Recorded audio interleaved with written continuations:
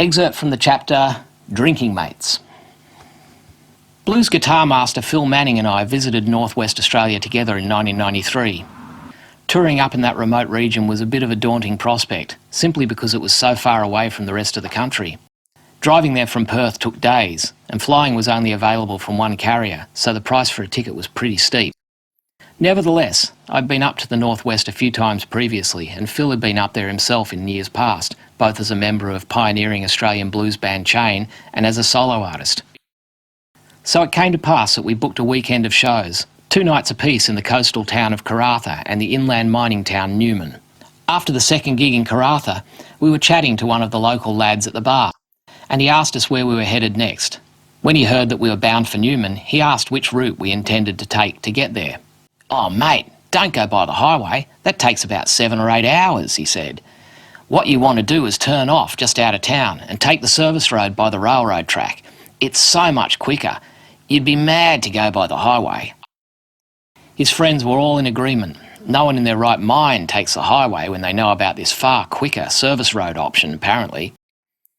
Phil and I thanked them for their sage local wisdom, then later ran the idea past the bar owner, who also concurred. "Oh shit yeah, the service road by the railroad track is way faster, that's a good tip."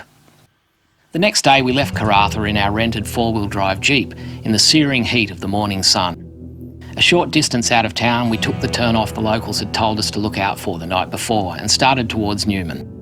It was a good feeling knowing we were privy to a secret shortcut, as well as knowing we'd be taking in scenery most other tourists wouldn't have seen. The bitumen shortly gave way to red dirt, which flew up in clouds behind us as our Jeep sped down the straight road, through the low scrub. As we ran alongside the railway line, the road started to get rougher. Signposts displayed a maximum speed of 20 kilometres per hour, and frankly it would have been quite a feat to drive above that for any length of time. The track we were on became progressively more rugged the further we pushed on, and we grew more thankful we were in an all-terrain vehicle, with each lopsided mound we climbed and each dirt-filled valley we plunged down. The service road was a dead-set shocker, but we pressed on through empty countryside, unsure how long we'd be on this track for. "Hey Phil," I said, "imagine if this track is leading us into the middle of nowhere." This didn't seem much of a stretch really. Hours went by without so much as a freight train passing us, let alone any other type of vehicle. As the sun beat down from the cloudless sky, the distinct impression was dawning on us that we'd been the targets of a local in-joke. No one could seriously think this was a shortcut to anywhere, could they? We had to laugh, picturing those guys meeting up and asking each other, "You reckon those dimwits actually took that road?" But then the bar owner had backed them up too. Surely this wasn't something Karratha townsfolk all got in on, sending visitors out into the middle of nowhere. By the middle of the afternoon, we were sure we'd been set up. The track we were on hadn't improved as we crawled along over the undulating landscape. We'd been driving at this stage for 9 hours and hadn't spied anything remotely like a town, or even a solitary abandoned shack for that matter. "Hey Phil," I said, "imagine breaking down on this godforsaken track. I wonder how long it would take before anyone else came past." I can picture the news report. Locals who last saw the pair in Karratha the night before their disappearance said they warned them not to use the service road by the railway track, but they seemed determined to have themselves a bush adventure. Phil tried to find this funny, but we really wanted to get off this track before the sun reached the horizon, and was starting to feel like that mightn't happen. Apart from anything else, we hadn't eaten in all this time, somewhat naively thinking that we'd have happened by some small town before now. Rounding a bend, we later saw a sign pointing off to our left down another dirt road towards a place called Wotenoom. "I think we should head that way, matey," said Phil.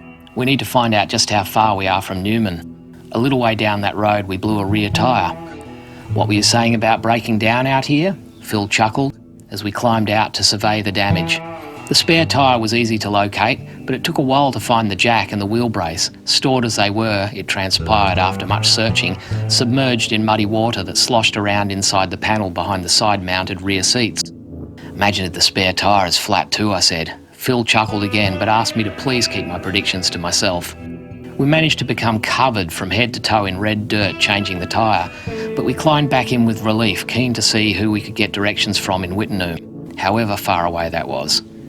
Phil started the engine and put the Jeep into gear, but instead of taking off, a loud screech was emitted from the rear wheel, and the Jeep did a small skid before stalling. He tried it again with the same result. This wasn't good. We hopped out and managed to eventually ascertain that the rental vehicle had been supplied with a spare tyre fitted to a wheel that was the wrong depth for this particular model. Instead of turning, it simply seized up against the brake mechanism. We decided that the best option would be to put the original wheel back on, even though the tyre was blown, and putt slowly towards Wotenoom. "From now on, no more saying 'imagine if', okay, matey?" said Phil.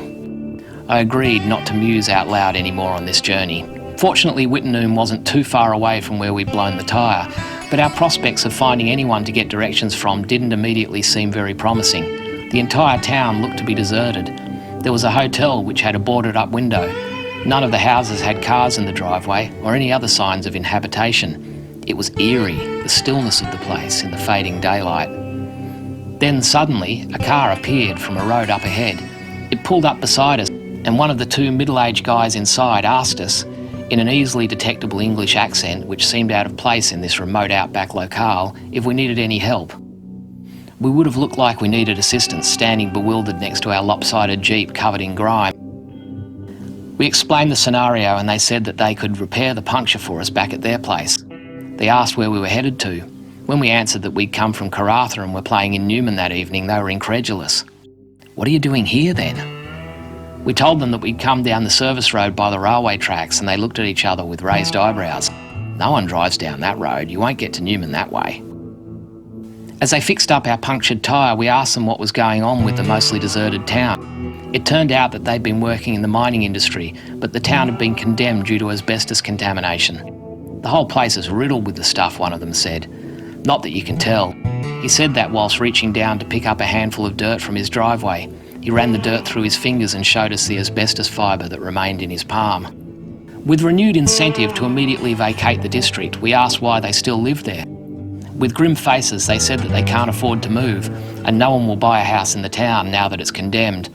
As for the mining company, they apparently were told that they could try and sue them for compensation, but that a representative had laughed in their faces and said something to the effect of, "Yeah, see you in court in about 80 years, boys." We thanked them profusely for their help, and with new directions towards Newman and the windows rolled up tightly, we left Wotenoom with 3.5 hours still to drive.